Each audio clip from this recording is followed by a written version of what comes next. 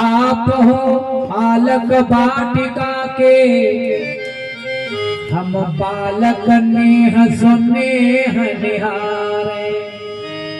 अलाल सये कयही मन में, बोले तन सो गुरुदेव को कारज साधे। है माली भैया, बोले भक्ति को भाव को शक्ति मिले यहो, आप सो सहयोग समारे। पूजन है तो प्रसून चहे मोहे, आयस देव तो पुष्प उतारे। हमको जरूरत है पुष्पों की, गुरु जी ने भेजा है, आप हमारी मदद करो और हमको आज्ञा दे दो तो पुष्प हम उतारे। माली ने तुरंत राम जी को प्रणाम किया और कहा सरकार आप राम हो तो आज मैं आपका दर्शन करके निहाल हो गया, धन्य हो गया, लेकिन सरकार मैं बगीचे में नहीं जाने दूंगा आपको। भगवान बोले काहे नहीं जाने दोगे? तो माली बोला पढ़े लिखे हो? राम जी बोले हाँ थोड़ा बहुत पढ़ा हुआ। क्या लिखा है गेट पे? राम जी बोले लिखा है पुरुषों का आना सख्त मना। तो कैसे आ गए आप? बोले आ गए तो जाओ। राम जी बोले यह तो समस्या, आ गया हूं तो जा नहीं सकता, जाऊंगा तो पुष्प लेकर के जाऊंगा। राम जी से माली बोला नहीं मिल पाएंगे। बोले काहे नहीं मिलेंगे? माली बोला आप यदि राम हो तो हमको आप पर संदेह है। हम पर? माली बोला हाँ। राम जी बोले कौन संदेह? तो कहा सुनो, ए रघुनंदन जू सुनियो,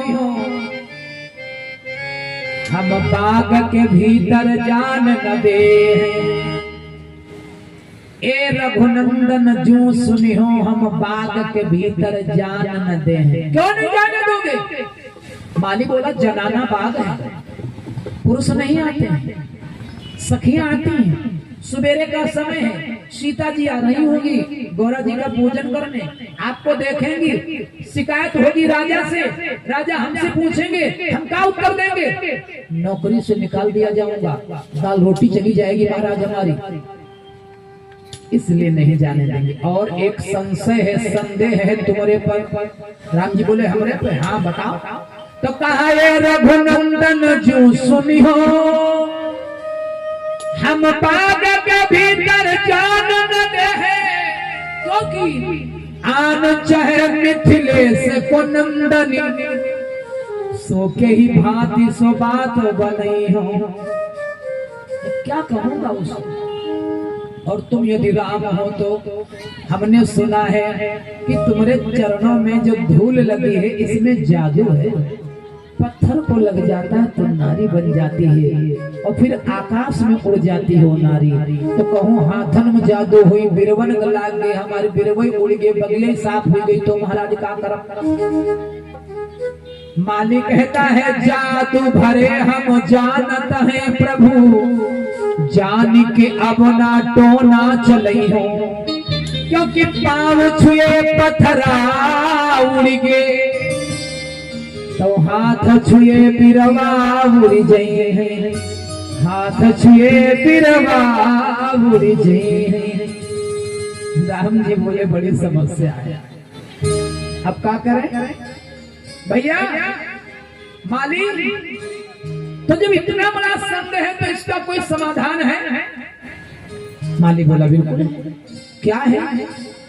तो कहा ये हो रघुराज कीन्हो आपने निहाल मुझे, जाऊं बलिहारिया नवल चिन्हारी की। पुष्प मिल जाएंगे, जो चाहोगे वो मिल जाएंगे, लेकिन ले लो मनमाने फूल रुचि के अनुरूप लाल, गेंदा गुलाब जूही वाटिका निवारी के।